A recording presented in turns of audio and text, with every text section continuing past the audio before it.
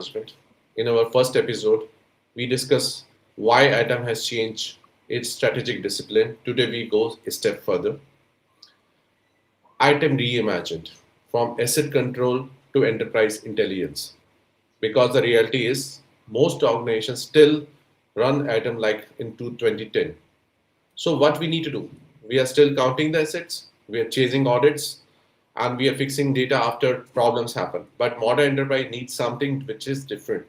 They need items that predict risk, guides investment, support resilience, and enables digital growth. So today we will explore how item can become an intelligent intelligence layer for the enterprise. So for the discussion we have our five panelists. So the first panelist is our enterprise item strategist, Mr. Sandeep Bhatia. Sandeep, welcome on board. We have our global SAM leader, Anupama Mahabala. Welcome, Anupama. And we have cloud and spin architect, Mr. Vishal Tomar. Welcome on board, Vishal. Thank you. And we have risk and compliance lead, Tanveer Sami. Welcome on board, Tanveer. And the last panelist for this discussion is Shubham Pandey. Welcome on board, Shubham. So we have divided this podcast into five segments. So each segment will be taken up by the one panelist. So we will start with the first segment. Why traditional item is broken. So for this, I would like to invite Mr. Sandeep Bhatia for the discussion. Sandeep, Yeah, sure. go Thank you, ahead. Param. So this is Sandeep Bhatia, and I have total 20 years of experience working in various verticals in IT industry and working with giant companies where 1 lakh plus employees were there or 1 lakh plus assets were there. So I will talk about why traditional ITAM fails in today's environment. So in these days, we are hearing lot of things about automating the old mundane and manual processes. So reason for that is that lot of ITAM professionals or companies who are implementing ITAM are not really utilizing the modern day technologies, the modern day techniques of automations. They are living in old age that they just need to track the assets.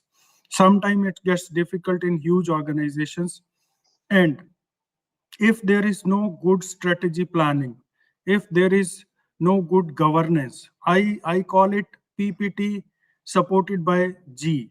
G means governance and PPT is people, process, technology.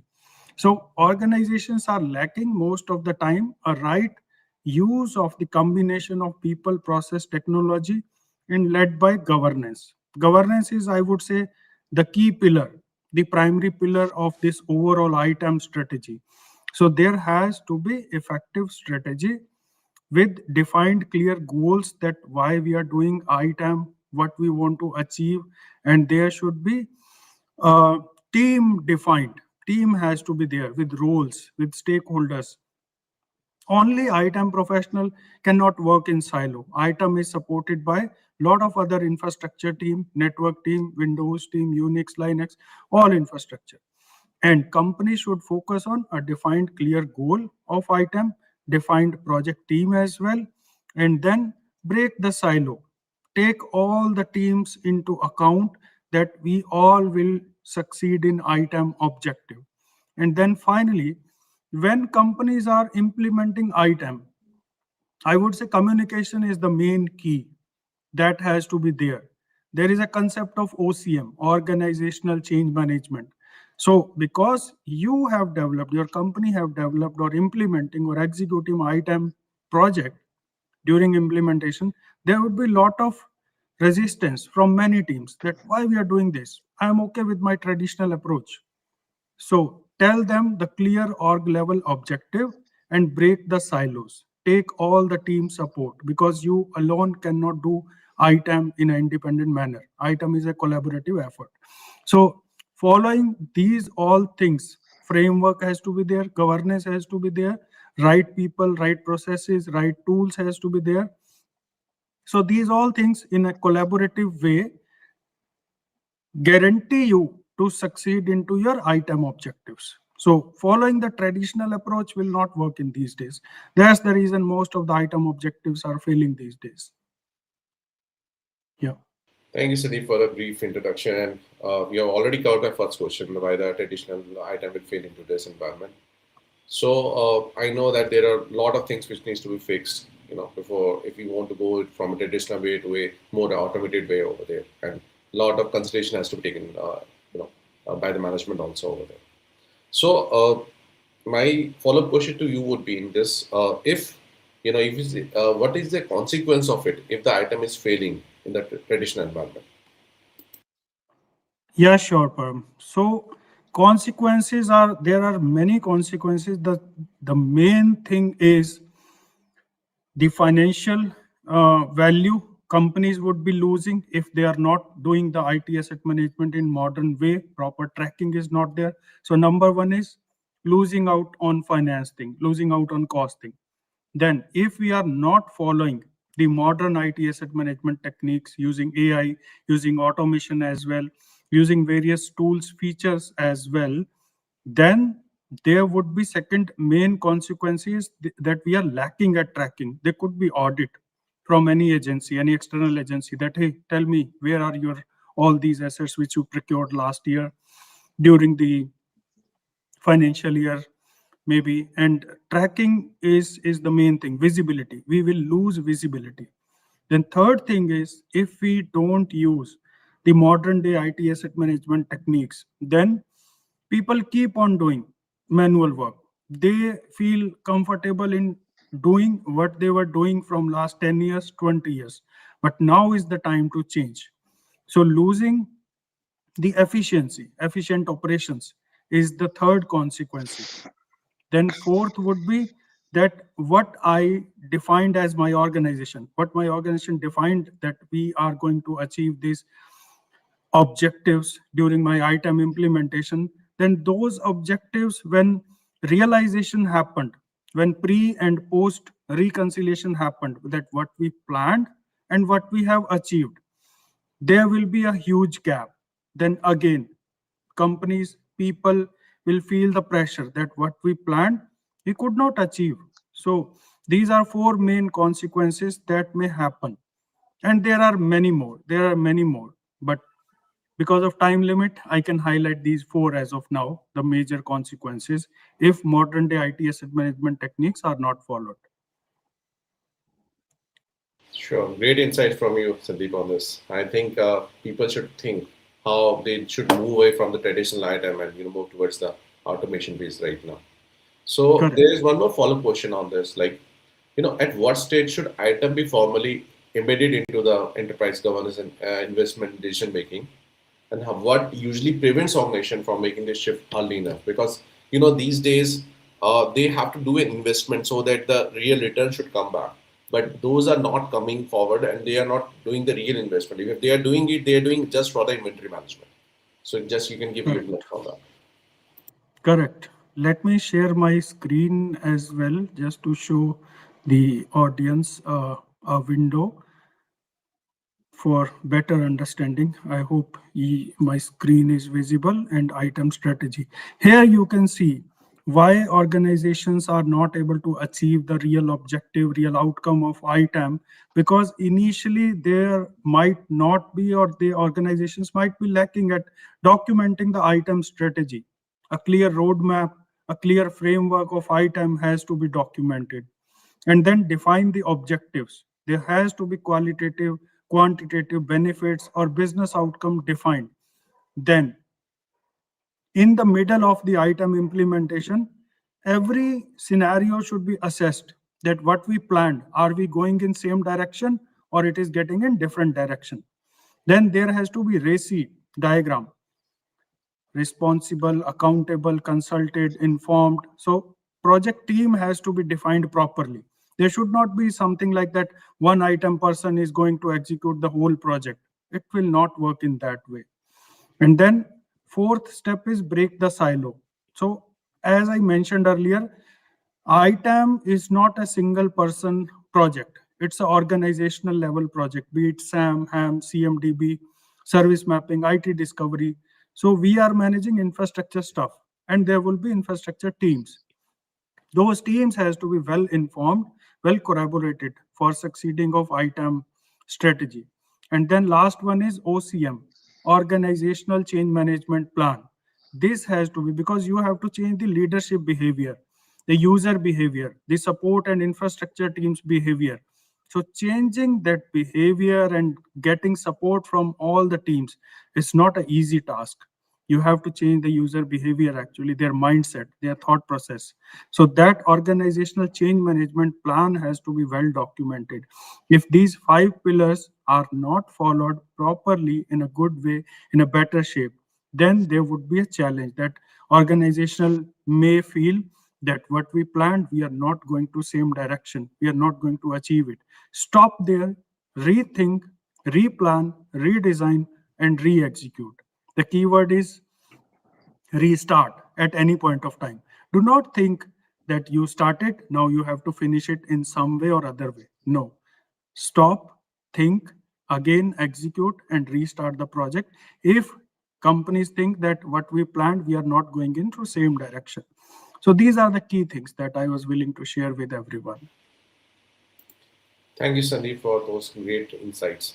I think to the point in which we were talking that, yeah, the project has started. That's why we are moving from a waterfall to agile framework, and with the user stories has to be defined, right? So somewhere we are stuck. That story should be closed, and we should start with a new user story in which the developments has to be done in a way that the modifications could be introduced. I think that's the best way of doing it, and I think you are given the right perspective, everyone over here. Thank you for your time Yeah, and giving valuable insights for the listeners. thank you. Yeah. So, so that is for all for the segment one. We would be moving towards the segment two now. It is about the item as an enterprise intelligence, right? So I would like to introduce Anupama Madhupala for same. So she is a SAM leader, and she would be, taking care of how the item as an enterprise intelligence would take us forward, and that majorly as on date we don't see item as an enterprise intelligence. We see it as a cost center. So that makeshift, the mindset change needs to be done. So that's what's where there would be some insights from Anupama on this. So Anupama, welcome on board. Thank you, Param. Hello, Uh, everyone. yeah. So so Anupama, can you just give a small introduction of yourself? Thank you, Param. Hello, everyone. I'm Anupama, working as Senior SAM Consultant. In this session, I would like to share a shift we are seeing globally where ITAM is no longer about the audits and inventory, but about the intelligence and the enterprise value. Thank you, Anupama, for your brief introduction. So my first question to you would be on that: what does item as an intelligence really mean? So the listener should really understand that first. Yeah. Uh, Param, actually, it's a relevant question for current scenario because when we say ITAM as intelligence, we are saying ITAM has evolved from record keeping to decision making power. So traditionally, ITAM, especially SAM, was about answering the questions after something has happened, like what did we own? Are we compliant? How much did we spend? That's the reporting. So intelligence is completely different. Intelligence is insight, not the inventory.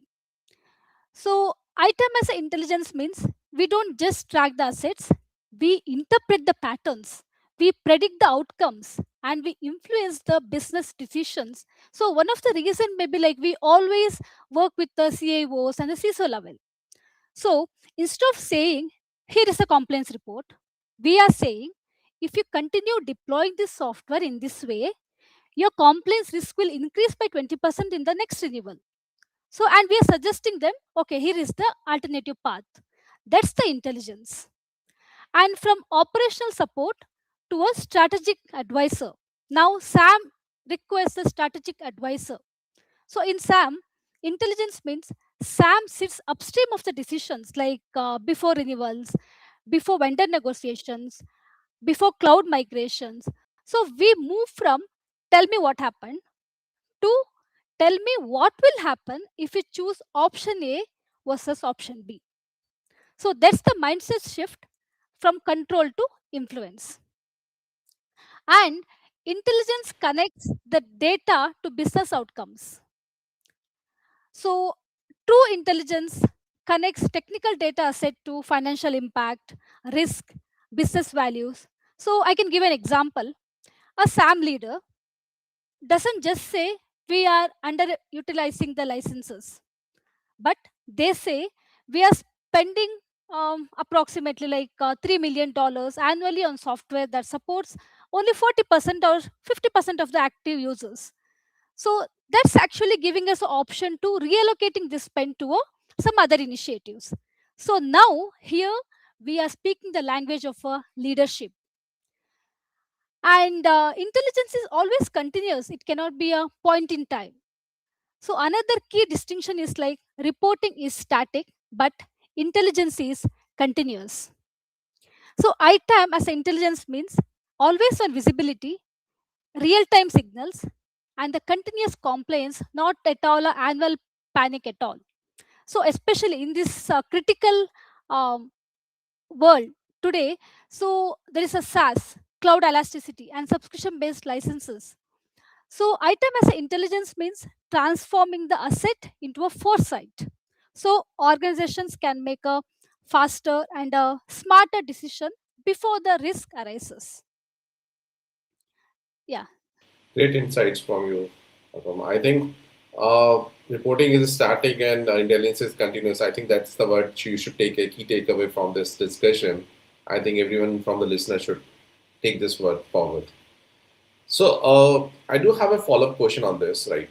See, there are a lot of things, we are moving towards item as an intelligence, but there are capabilities, there are data foundations, which should be in place before we can see that item is truly a function which is into item intelligence. So moving towards the intelligence platform, how you would suggest what capabilities and the data foundation we need to develop over the period of time, just so that it can become an intelligence platform, not just a reporting tool. Yeah. So this is where I think many organizations struggle because they buy the tools, but they don't build the foundation. So, for example, a basic thing, if you construct a building without the foundation, do you trust it? No. The same thing for one of the most important for ITAM is trusted and a normalized data foundation. So, intelligence collapses without the data trust. So, what you need is accurate discovery, normalized software and the hardware data, and reconciled entitlements and the deployments. So, coming to the SAM terms. So, if licensing data, contracts, usage, and the install don't reconcile, you don't have the intelligence, you have the noise. So, you can have a multiple data and you feel confident, but end of the day, it's all the wrong decisions. So, when you talk about the reporting tool shows what it is, but intelligence platform explains us why and what's next. So that means integrating ITAM data with procurement, contracts, finance, chargeback, cloud, and SaaS usage. So a license, for example, a license without usage is just a number, isn't it? So a license tied to a role, a user, a cost center, and a business service. That is the intelligence we are talking here.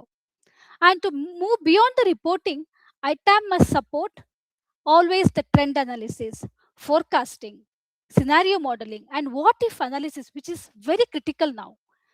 So this always helpful for the vendor negotiation, renewal strategy, cloud cost optimization, and the main important is audit readiness. So a SAM intelligence platform should always answer what happens if we delay the renewal. What if shift 20% of the user to a alternative? Because as being in a SAM, we always suggest alternative. So what's the compliance impact of the merger? So these are when ITAM become the strategic. So according to me, intelligence is not in the tools, but it's how the decisions are made.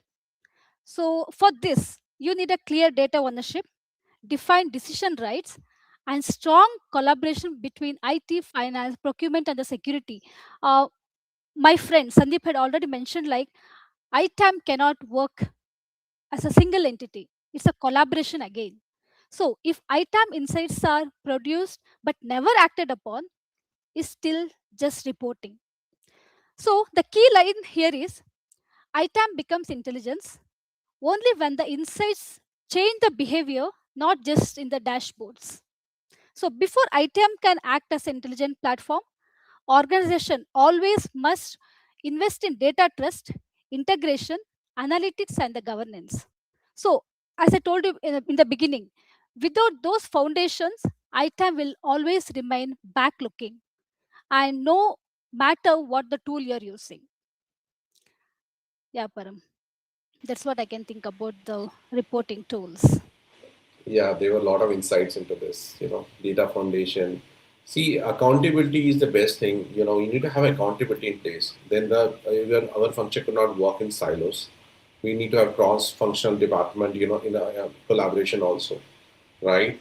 So, a lot of things which you have talked about, and I think the behavioral change. I think one of the articles Sami has also quoted in LinkedIn that how the behavioral change is more important than working on the tools and the automation and everything. So that is also required over the period of time. I think you have covered a lot, and thank you for great insights, Anupama. Thank you, Param. Before we move to the next segment, I would like to, just share some glimpse of my new book, Item Reimagined. And, the next segment will be taken up because our co-host is also Sandeep Bhatia. So before I hand over the mic to him, I'll just run you through my new book, what I have launched. And it is for the Item, fraternity only, how they can utilize it and probably how probably from their side they need to understand they wanted to, see how the item could be changed as an atom imaginable. So I hope you are able to see my screen. So Yes, Param. yeah, so my book will showcase majorly how the if you see there are a lot of frameworks which have been introduced into the book.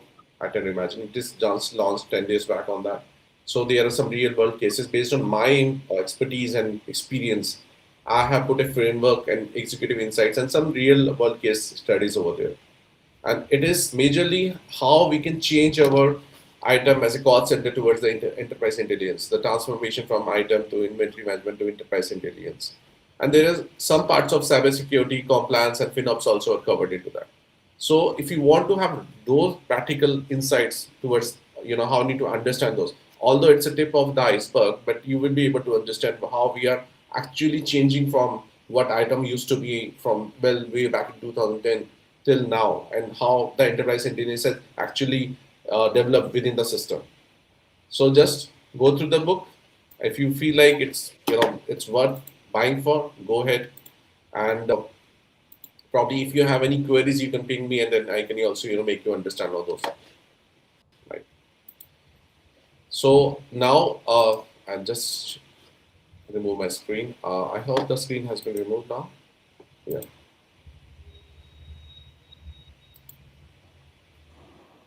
Yes, Param. Screen is off now. Okay. So now the screen is off. I would like to hand over for the third segment, Sandeep, to take forward the third segment with Vishal. Yeah, Hand over sure. the mic Thank to you you. very much. Thank you very much, Param. So, segment three is about cloud, FinOps, and reimagine ITAM. So, we keep hearing everyone is curious how cloud works, how it is changing the landscape in ITAM. So, that thing we will cover in segment three with Vishal Tomar. Vishal, can you introduce yourself, please? Sure, thanks, Sandeep. First of all, thank you to the organizers and my fellow speakers and the lovely audience. I'm Vishal Tomar. I'm Senior Software Asset Management Solution Architect. And today I shall be your cloud and FinOps expert. Um, I'm passionate about transforming how organizations achieve intelligent and accountable technology spend through modern reimagined ITAM. Yeah, sure. Thank you, Vishal. So, first question would be that we keep hearing, as I said earlier, everyone is curious about cloud, how it is changing the landscape of ITAM, traditional ITAM. What is cloud? What all things are being hosted in cloud? How organizations are moving from on-prem to cloud solution? So first question is, how does this cloud thing, the buzzword, changing the ITAM landscape? Um, Sandeep, cloud doesn't just change IT asset management. I'd say it completely redefines the DNA of IT asset management. Traditionally, ITAM was about owning, tracking, and depreciating static assets. Servers that sat in a data center, perpetual software licenses, fixed contracts on fixed hardware. Cloud throws all of that out of the window. In cloud, we no longer own assets, we consume services. This means ITAM shifts from managing inventory to managing entitlements, usage, spend patterns. Cloud resources appear and disappear in seconds, right? Uh, a VM spun, let's say, at morning 9 a.m., might be gone by the lunch. So, ITAM evolves from periodic audits to continuous monitoring, policy driven governance. Cloud is consumption based. Every decision has a cost implication instantly. Item needs to be embedded into architectural decisions, tagging policies, FinOps practices, and procurement workflows to manage cost risk continuously.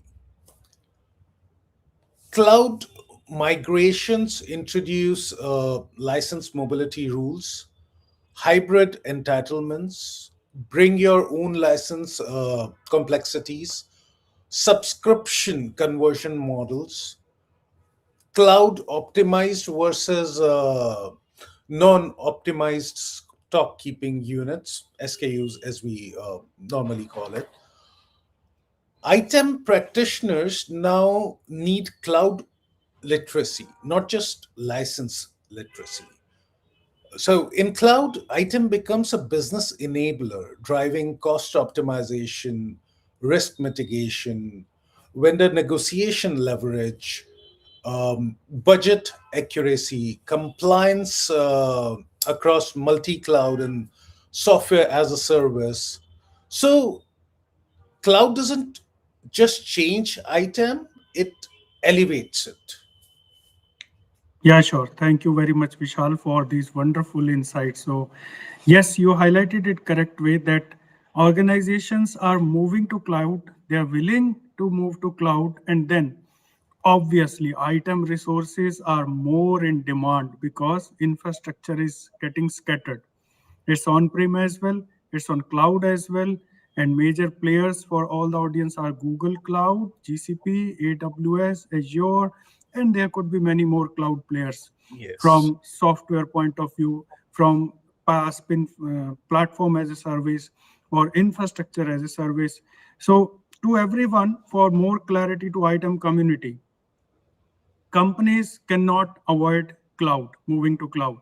It is the new age that companies were willing to scale the infrastructure and Yes. to make the process more available, to make the platforms more available. Thank you very much, Vishal, for these insights.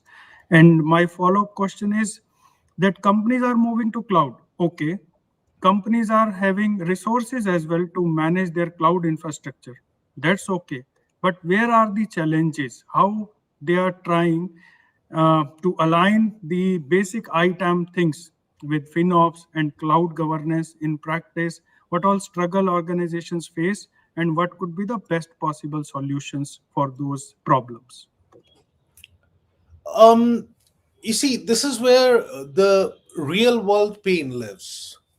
Most companies struggle because three historically separate disciplines that's ITAM, FinOps, and cloud governance, now need to function as one integrated muscle. ITAM focuses on compliance, FinOps focuses on cost optimization, cloud teams focus on speed and engineering. What's missing? A shared operating model that unifies objectives, workflows, and data. The consequence is predictable: duplicate tools, conflicting policies, unclear decision rights, and gaps in accountability. Cloud usage data, software as a service entitlements, on prem license position, cloud billing data, none of it lives in one single system. The struggle is not the tools, it's the lack of a single source of truth across tags, subscriptions, contracts, inventories, optimization recommendations. Without unified data, optimization and compliance both suffer. FinOps needs tags for cost allocation. ITEM needs tags for license attribution. Cloud governance need tags for automation. The challenge: uh, engineers treat tags as optional, and optional tagging equals optional accountability. Organizations often underestimate the difficulty of Oracle in cloud, Microsoft's reassignment rules, SAP bring your own license in infrastructure as a service, VMware licensing shifts, optimizing reserved instances versus license matrix. This is where ITEM must become a partner to architecture, not a downstream auditor. Most organizations jump straight into dashboards and cost reports, but without policies, chargebacks, optimization ownership, architectural guardrails, and lifecycle governance. FinOps becomes cost reporting, not cost optimization. Cloud creates continuous consumption, but many organizations run governance like a one time project. The real need is continuous control, like policy as code for compliance, auto enforcement for non compliant assets, continuous optimization cycles, automated license management. So, this is where alignment with ITEM and FinOps must be systematic, not heroic. Right. Thank you very much, Vishal. Yeah, I agree with you that companies think that they move to the cloud, now magic will happen. They bought a tool, now magic will happen. But I agree with you, process is first, governance is first, and then it becomes people, technology. Yeah. So these all are the pillars followed by the proper processes, proper policies. And cloud is not just a scalable solution for every organization, it's a path, it's a journey that how they can effectively run their operations in better way in future, or in not in future. Cloud is right now, it's happening right now. So to better manage the efficient operations, yes, cloud is the key, and people, process, technology is required to run that portfolio. Thank you very much, Vishal. Now I will hand over to host Paramjeet for the next segment.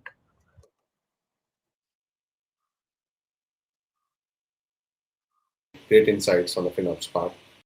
And moving to the next segment, before we go to the next segment, I would like ask all the viewers who are on YouTube Live, they should start posting their questions so that we will have a Q&A session after these segments.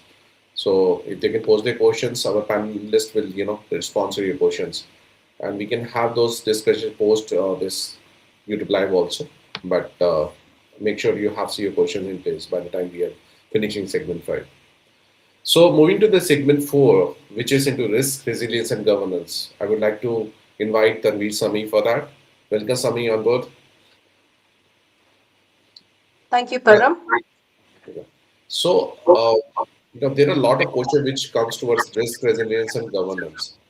So, my question to you, Sami, is how does Reimagine item support resilience? Great. So, first of all, congratulations on the launch of your book and all the best. I would urge to the viewers to do have a look at it, buy it, read it through. As he said that it's just a tip book, but there's great insights, I would say. Now, moving on to me, I will just give a small brief introduction and I'll move on with the question from Param. So, I am Tanveer Sumi. I look at the risk and compliance, fancy way of saying I spend my days helping organizations avoid surprises, especially the expensive, reputation damaging ones. Over the years, I have seen the rise of IT asset management, a function which was once seen as an administrative core that has now evolved into the intelligence engine of the modern enterprise. And I would love to quote what Satya Nadella says: our industry does not respect tradition, it only respects innovation. So, ITAM's evolution is a perfect reflection of that truth. Now, considering the question, Param, that you asked, that how does reimagining ITAM support resilience?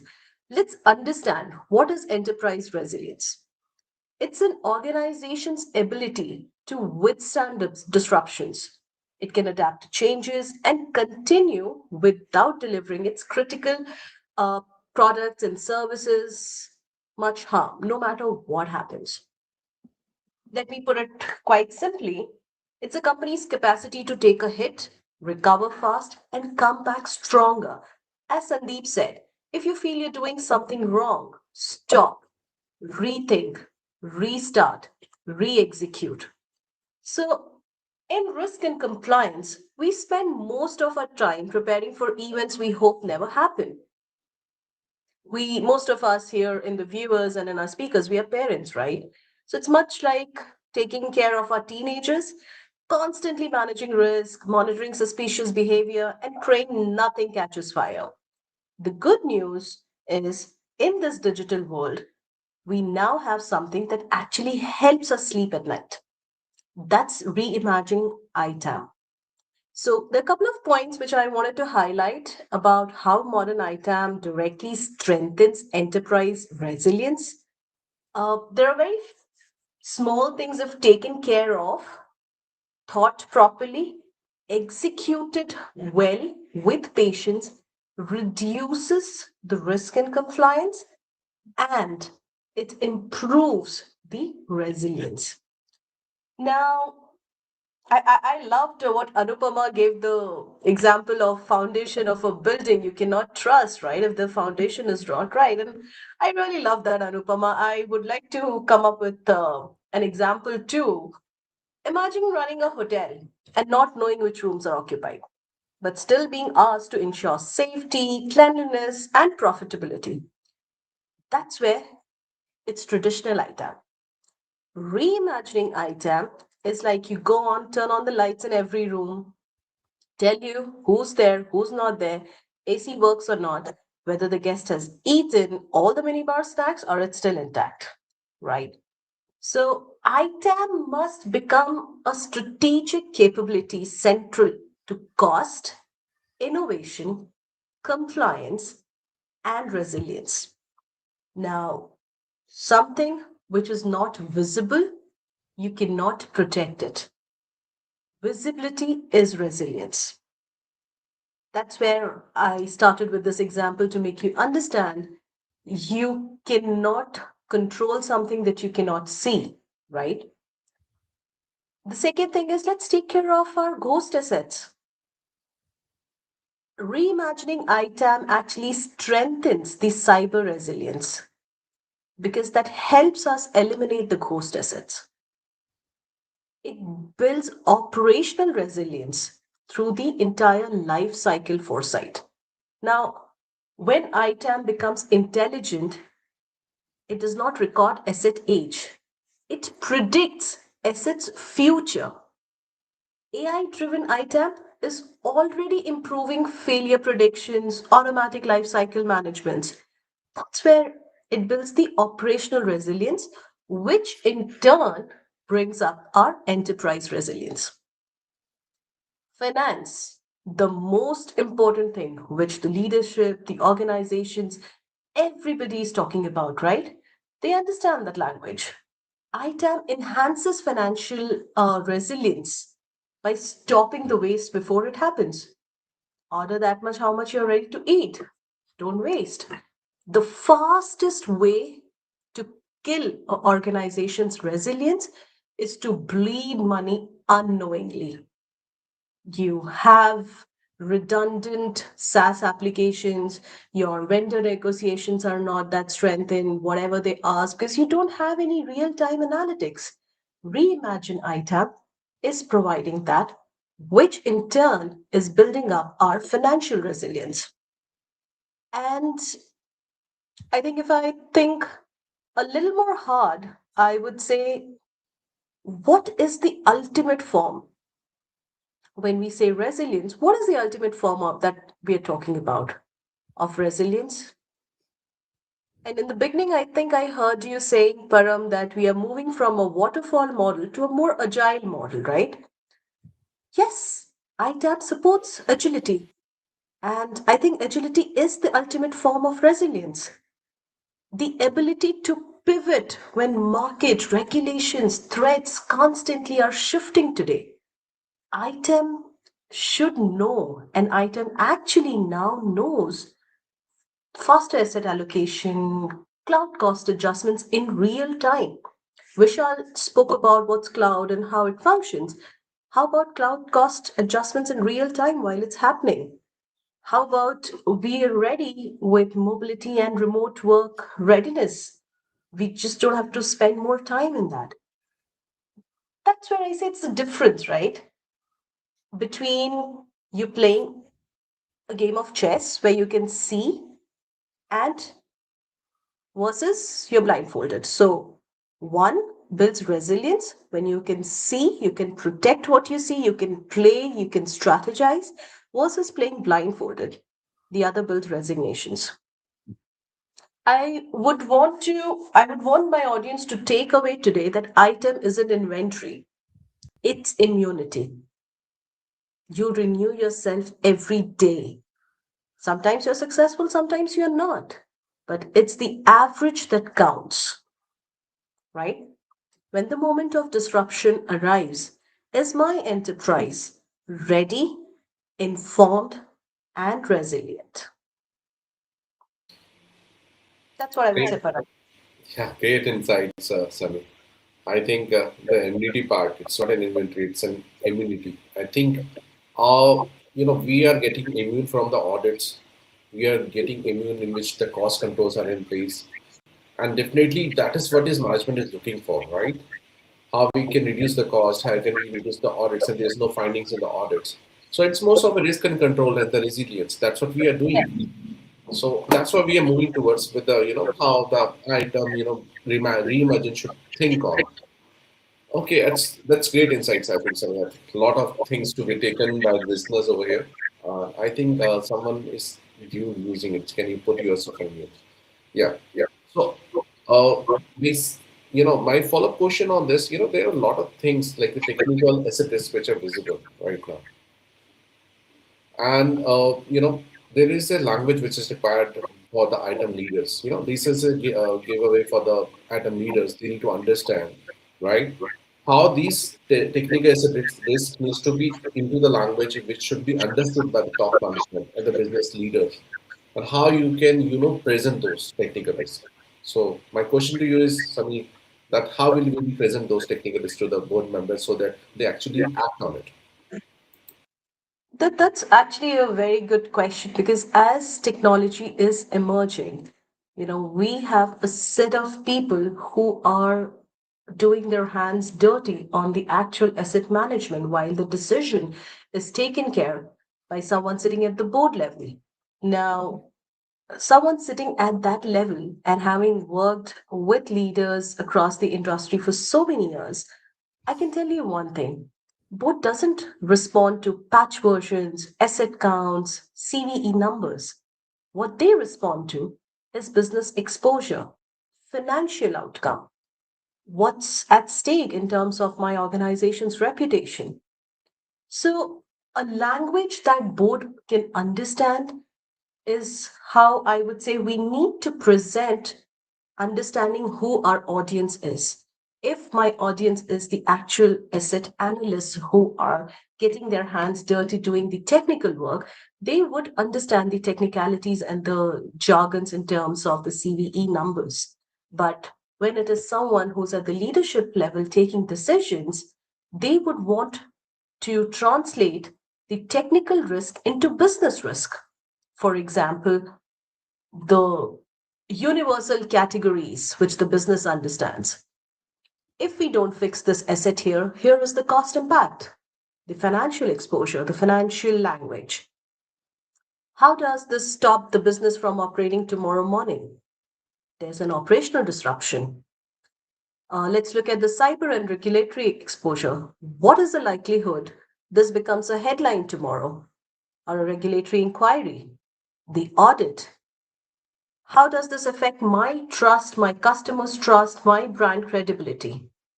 So instead of saying we found 120 vulnerable devices, how about we translate that and say 4 critical financial systems depend on assets that are currently vulnerable. Here is the business impact. And then you make your 3-line story. What's happening? Why does it matter to the business? What decision or investment is needed? We have 18%. Come up with numbers, data. We have been talking about data, analytics, numbers from the beginning of this session. So what's happening? We have these many percentage of assets running unsupported versions. Why does it matter? They matter because they support billing, customer platform, support billing, order management. What is it that you need from me? Where do you need my help? We need so much of dollars and about these many number of days to remove the risk. Otherwise, we face a potential impact. Be concise, be actionable, and put it across in a way that you cannot avoid it. This way, you actually convert the asset risks, abilities, and scenarios. Both understand scenarios, not technical jargons, right? Legacy devices increase threat pressure. I don't understand that language.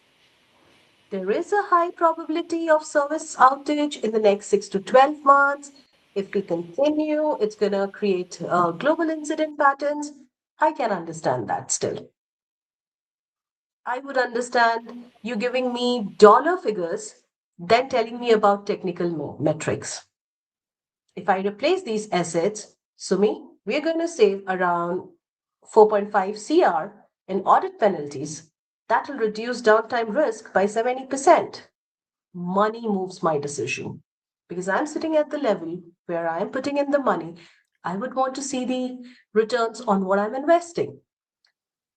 Use plain analogies, not that technical leaders would understand. There's nothing technical about it. Use simple things to disarm the complexity. Elevate from a control to business performance kind of a language, right? Give me, I'm one of the board members. Give me a simple, stable dashboard. I don't want to see some 47, 50 KPIs. I just want 4. What's the compliance health of my asset? What's the risk exposure, which is business critical only, by the way? Are my assets lifecycle readiness in place? And what's the financial optimization? Be it the licenses, they're underutilized, overutilized. That becomes a rhythm in board meetings. Predictable, role appropriate, and decision driving. So, pretty much what I'm trying to say here is you lead with consequences. And as Anupama had mentioned, intelligence means you close with recommendations. I would respond to risk, impact, and the final decision about it. That's what I would say, and that's where you will get my trust as a board member. And I would want to go ahead, invest, do the needful, because I see you coming across as a calm, concise, confident person who knows about what's happening, who knows ITAM, and who's trying to help me build the resilience in my company, in my enterprise. Sure. I think those are great insights from you, Mohan. And I think the leaders should understand how they need to take this stress towards the board members. And they should also understand how it needs to present it to the senior management over there.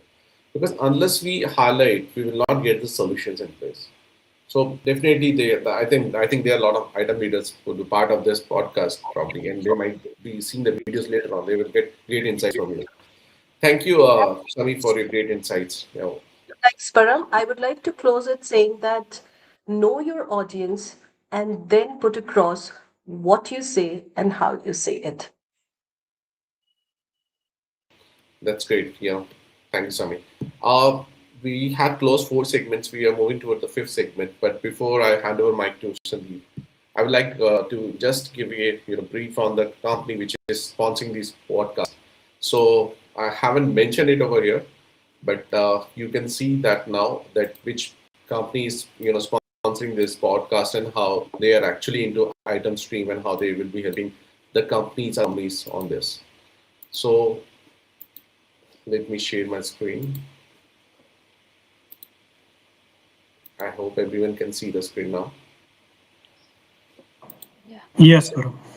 So the company who's been doing these podcasts is Nexus Strategies. It is basically an AA strategy and item excellence company.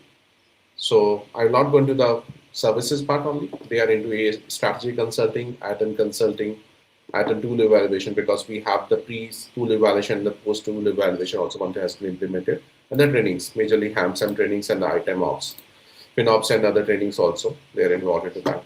And I'll not take much time. Actually, we already succeeded time. These are the details which are available through which you can connect with the company over there. Right. Okay, moving back to our podcast. So, okay. So the next section is majorly on the AI part. That is very interesting, right? And so let me. So AI, how we can integrate AI into our automation in ITAM, that we need to understand.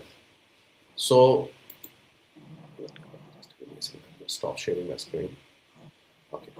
So for that, you need to majorly, we have a speaker, Shubham, who would be taking us forward, and my co-host Sandeep would be taking those questions with him. So handing over the mic to Sandeep. Sandeep, over to you. Yeah, sure, Param. Thank you very much. As you said, this would be the most interesting, most talked about the segment in today's world, AI and automation. So I see in ITAM industry companies and ITAM professionals are very much eager to learn about automation. How can I use automation in my day-to-day work? Or how can I use AI in my day-to-day work? So I will request Shubham to introduce himself and then we will do the question segment. Hello everyone.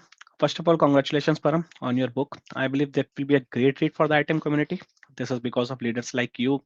We get exposure to real-time scenarios. Coming to myself, I am working as an ITM automation lead. I specialize in transforming stagnant inventory into self-healing ecosystem where data can speak for themselves.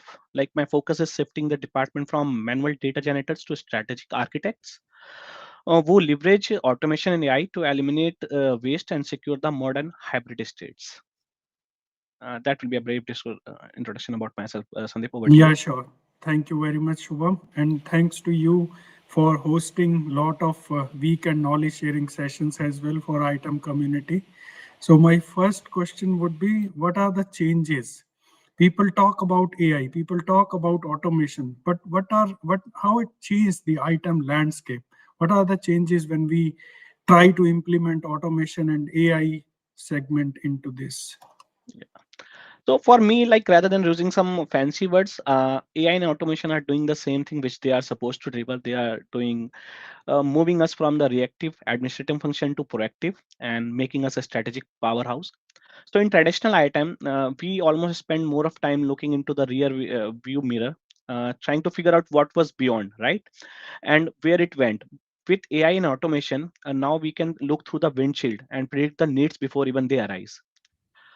Uh, we have moved from snapshot to live stream. I would say that there is the immediate change is the death of a periodic audit. You know, we do manual audit on a quarterly basis and everything. This is being going to change when our AI and automation comes in picture. Now you can run a scan once a month, a quarter, and by the time you review the data, it's already stale, right?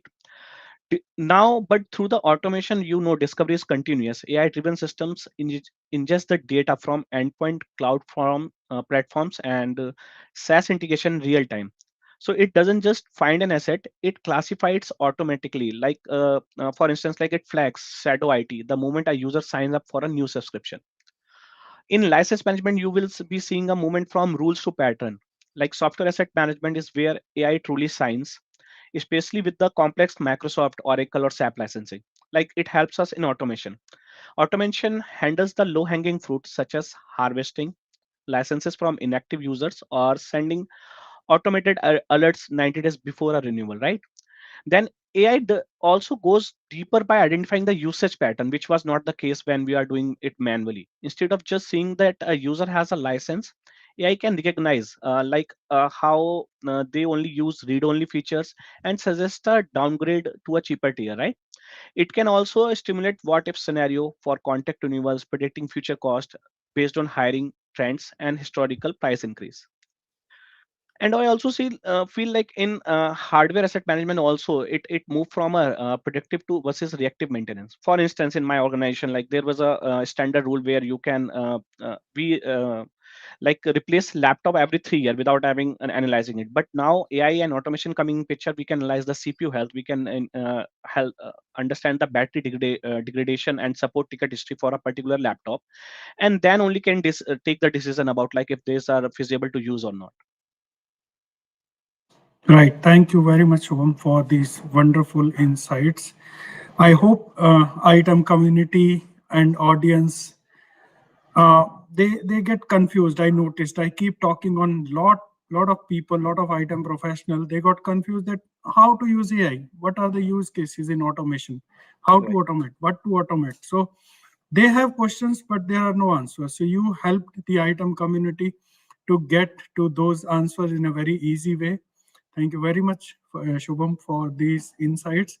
And my follow-up question would be more difficult, actually, not for Shubham, but for all the people. If I say so to some item professionals that what are the processes that you will first target to automate in item to see the real value.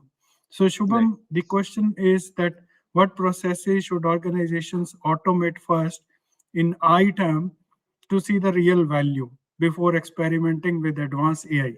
What are those basic techniques item professional or organizations should focus on? So to see the immediate ROI and clean the house before inviting AI in organization, should we should be focusing on automating high volume but a low complexity task. So starting with advanced AI on a top of messy manual data is putting like a Ferrari engine in a man lawnmower, and it won't get you anywhere, right? So you should be like Samim also mentioned, like leadership talks only about the money. Like they know they talk about the impact, whether it's compliance, whether it's related to finance. So the best way is to start with the quick win, which I have understand in my scenarios, are the license reclamation. Everybody knows like we need to reclaim license, but this is a very short and quick win for any AI automation. You can set the rule if a user hasn't opened a specific high cost application, maybe like Adobe or any CAD tool like Autodesk, in 45 days, and the system automatically triggers an automatic workflow, and that license is revoked. So this is the value which we get. It's an instant hard dollar saving. by reducing the number of licenses needed for the next renewal. Like this is at most a real time saving you can show to the client or maybe to your leadership. Like this is how we are doing, and this is the real picture of ROI. Then even to clouds, like Vishal was talking, the process can be automated. The automate the ingestion of financial data, whether it's ERP, expense reports, SSO logs, right? The automation can cross-reference your expenses with the known software vendors. It also uncovers the zombie subscription, right? For instance, you are having, let's say 500 of licenses, but you are using only 10. And it can also highlight the redundant apps. Like for example, we have Zoom, we have WebEx and Teams, and we are paying for all these applications simultaneously rather than they have the same benefit and features. We can work on that part. And also AI automation in hardware lifecycle also can help, like JML, joiner mover leverage. Like this process is usually manually done in any organization, but through ITAM and in ITAM automation and AI, you can directly integrate your HR information to the tools and then automate the process. So what value it gives us? It prevents ghost asset from walking out of the door and ensures 100% data security for department employees. So believe me, I have done like almost 10 plus POV for these ROIs and everything.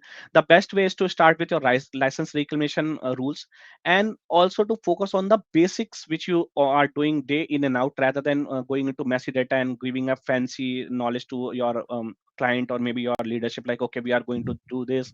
But to start with, is always easy to start with the process which you are doing day in and out. Just automate those processes and you will be having a ROI in no time. Sure. Thank you very much, Shubham, for this wonderful insights. I hope Yes, sir. now the most curious part is kind of uncovered by Shubham Pandey, that what AI means, what automation means, what are the real use cases that people can think of first to automate and start with small, not with big directly. Thank you very much, Shubham. Now I will hand over the mic to my host, Paramjit.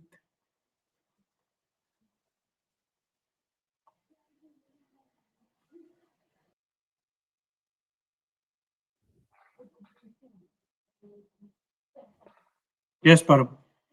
I wasn't good. I forgot to introduce. Yeah. Well, so thank you for covering the complete segment. I think people are thinking these days, how they can automate through AI. Even I'm getting some questions on the WhatsApp also, how they can integrate AI into the ServiceNow tool. So I think there would be a large discussion required for that. That we'll see if we have future podcasts. We'll cover some part of it on into that.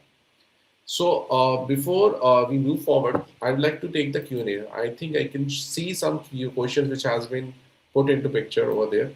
I'll take first one directly to Shubh. I think there are different questions.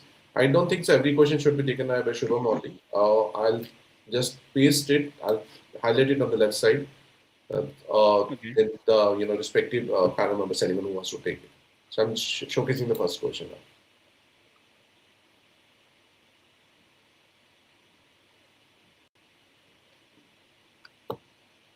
So who would like to take this question? Yeah, sure. Param, I will take this question. Sandeep here. So this question is very famous in ITAM community. Almost from out of 700 ITAM people I know, almost 500 people have this question as what skills should we focus on to add the value as single contributor. So first answer would be it's not necessary, but yes, first you should get certified from some renowned certification authority. Say, for example, ServiceNow these days or Flexera these days. So certification adds a good value to your ITAM credentials, and that is up to individuals only. The word is mentioned as single contributor. So certification, yes, you should get certified, but with knowledge as well. Only certification, getting the stamp of certification will not help you. You need to prove that knowledge as well, which you got through learning for that certification and you got certified as well. And the second key thing is stay connected, be awake.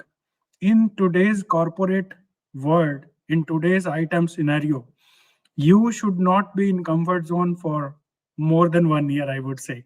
1 year is okay, but changing of technology in this drastic high speed landscape would be a key challenge for you if you don't stay connected with ITAM community. So stay connected, keep continuous connect with your colleagues for the latest innovations in this area. Then third thing is there are um, lot of meetups are happening in every city, physical meetup. So COVID has given us that opportunity to stay virtual, but now those years are over. Now it's again back to the usual routine that you should meet people, you should collaborate with people by meeting. If you connect with someone virtually for 10 times, and if you connect someone physically face to face one time, that will give you equal understanding. So better to avoid virtual connects.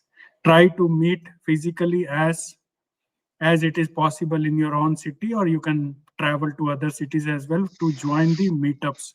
And there are a lot of service now, Flexera, ITAM forum, meetups are happening. So please join those. So these are the three key things: stay connected, be certified, and join physical meetups. Thank you. Sure. Thank you, Sandeep. I think this question have a different view also. So I would like to request, Vishal also to take that up in his view how we can do it differently on that part. What is Thanks, you? Param. Right. Yeah, slightly different view. I look at it in a different fashion altogether. As item becomes more strategic, the most valuable skills for a strong individual contributor, I would say, first one would be deep licensing and vendor expertise, especially for the famous publishers. Microsoft is there, Oracle, and IBM, I would count as the top three. Strong data analysis and reporting using different tools like not just Excel, but you can get into Power BI as well. Um, Cloud and software as a service cost optimization fundamentals, at least from the FinOps basics perspective, is really needed. Hands-on tool proficiency would definitely help, be it Flexera, be it ServiceNow, Snow, Intune, whatever. But hands-on proficiency, clear communication, and stakeholder engagement are very important. Uh, Communication is a definitely much needed skill these days. These help translate inventory into insight, reduce speed, reduce spend. I'm sorry, and strengthen compliance and make ITAM a business enabler rather than a back office function. True, Vishal, absolutely. And I love the point that you spoke about communication. That's one skill which is, missing nowadays. And why I think that is important is apart from all these certifications and knowledge that you learn, if we are not able to communicate to our stakeholders in the language they understand, no point.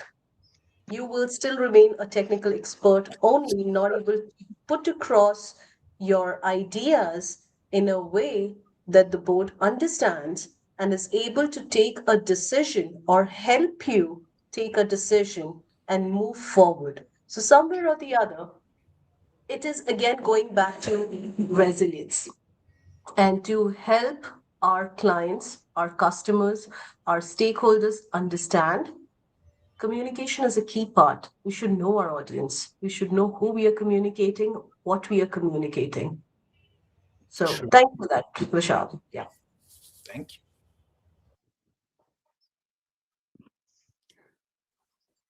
Yeah, I would like to add one sentence on top of this with respect to technology. And Vishal has already mentioned like deep licensing knowledge. Remember, Maybe our just to what I know that there are a lot of insights coming from all the experts. I know that all are leaders in their respective domains, and we are already over time right now. Let's not stick to one question, right? okay. You can give that answers on the chat, whatever the what you have your idea into that. Just put it in the chat so that they know what they are you're referring to. Let's go to the next question now. See, we are already 10 minutes over time right now. Yep. Okay. I know that everyone wants to speak. They know they have their own perspectives, but we need to stick to times also, right? So, next question. I have two more questions. I think Vanita has a lot of questions, so she has a lot to learn now. Yeah, So we'll go to the next question. Although it's rooted to Shubh only, I can ask one for Shubh and another you, Madhu, from Anupama. You can just speak on it, right? Okay. Now the next question is okay. Question to Shubh now. 10 okay, years from now, will AI automation and visa? I don't understand the second part, but AI automation I understand. So yeah, virtual Sam she is talking about, I think so. Yeah. yeah. Okay, so in my opinion, rather than they are not never been opposite court, they should be in the same court, and I think it will double down your team. Like you are having AI in back on your support. So this will AI will help item guys to grow more and understand the per se in a better way. The only way you both can be in a different court, opposite court, is when you don't evolve with AI. You are not understanding the ask of the arts. You are not responding to AI in a correct way. So I would like to add I had a conversation with one of the leaders who told me one thing, and I like those word. He was saying like, you should be asking this question again and again to yourself: how an AI can replace you, and create a plan around it. Because if you are creating a plan to automate those things and replacing yourself with AI, you will find a place to put yourself into it. But if someone else create those plan, they won't have any space for you. So it's always better to just down and understand like how an AI can replace you, and then you can plan your position into that particular person. So AI is not going to take your job, that is for sure. But So, Shubh, I think the question is she has added something in the because that was a small question. okay, So in the next question she has added and how it will oh, be, the the opposite IT of the profession code. will be on the same side of the board of Okay, that. I think I Yeah. saw the different one question. Okay, I was responding to that only. Yeah. Okay. I think that answers both the just right. So anybody else have any perspective before we move toward the next slide, lightning round? Because now we are Yeah. short of time. Yeah. And when we say about replacing AI will replace you, instead of that, I would say like AI will not directly replace you, but the person who knows how to use AI might replace you. So it's always, I feel like, okay, you always get updated yourself with the, now we have a lot of tool like Perplexity, Gemini Pro, which is always free of cost, and we can make use of those. It's not that AI will replace you. It's only if you're not updating yourself, no one else will Yeah. replace you, right? So the technology with technology, you should update yourself. Then definitely you go with the technology, and definitely if you are learning, then no one can replace you. That's the answer to whatever she is saying, right? Yep. Okay. Moving to our next round, it's more of the lightning round. I think we need to cut short of something down. So for the panel members, it's like we will go with one line on item imagine and the close your practitioner roadmap. I think you can take both of them. I think One. we can skip the lightning round if it's okay. I mean, So it's the combined of you can give in two lines only. You can do that. okay. So one line, but what is item imagine as per you? So I'll start with the Sandeep. Yeah, sure, Param. From my perspective, item reimagined is develop the governance. First of all, the key thing, develop the governance, and predictive governance is most important. And then RACI matrix. If accountability is not set, project will go on stake. That is my part of item reimagined. Yes, and that's how they should start reimagining item also, right? Right. Okay, good. Moving to the next, I will go to our Samlet Anupama. Yeah, forming the reimagined item is like a continuous complaints, and earlier we have mentioned like without any surprises. So it's always embedded into everyday business decisions, and start by changing how you see item, not just as a control but as an intelligence. Yeah. Okay. Moving to the next, I'm moving to Vishal. Param, item reimagined, in my perspective, is a shift from traditional asset tracking to intelligent, cloud-aware spend control using real-time data, automation, and FinOps alignment to continuously optimize technology cost and value. Yeah, I think that's the right way because see, we need to cover all the aspects. I think FinOps, you're the expert, so I think it's more of an intelligence spend control you're doing over there. And a lot of things which have even recently I have studied a lot on cloud computing and FinOps. So I've seen the ghost assets and everything. I mean, how you need to track them and all. Okay, I think that's a great perspective towards that. And moving to Sami. Well, from a business risk perspective, I would say high time. Let's get up, turn on the lights, get full visibility into what you own and the risk attached to it. You can't secure or optimize what you can't see. And the next thing, speak the language of the business. Do you want just a nod from the board or you want the budget approved by lunchtime? And that's what ITAM Reimagined is for me. Yeah, it's already lunchtime. I think that's why you're referring to lunchtime also, right? I'm hungry. Good, good. So moving to Shivam. Shivam, Yeah. how do What? from you, I will ask a different question. It's for the Okay. listener. How did they start reimagining icon instead of what is you think item reimagine is? Okay. So I think they should be feeling like about self-healing asset data.